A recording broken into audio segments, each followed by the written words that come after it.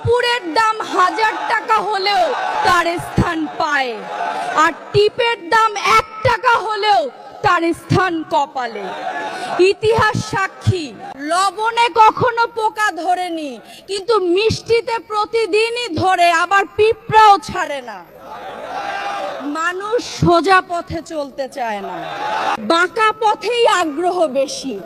তাই তো মদ বিক্রেতাকে কোথাও যেতে হয় না, কিন্তু দুধওয়ালাকে বাজারে দাঁড়ে দাঁড়ে ঘুরতে হয়।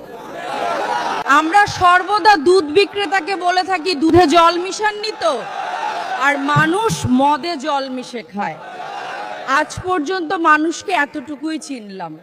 কচু পাতা দেখেছেন নিশ্চয়ই, ওপরে সবুজ আর ভেতরে চুলকানিতে ভরা।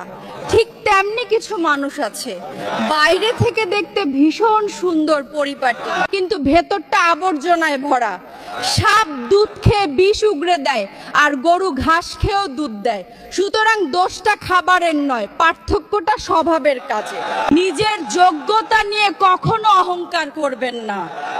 মনে রাখবেন, পাথর কিন্তু নিজের ওজনের জন্যই জলে ডুবে যায়। যারা, কি আজব দুনিয়া জানেন, যার চোখে ঘুম আসে তার কাছে ভালো বিছানা নেই, আর যার কাছে ভালো বিছানা আছে তার চোখে ঘুম নেই।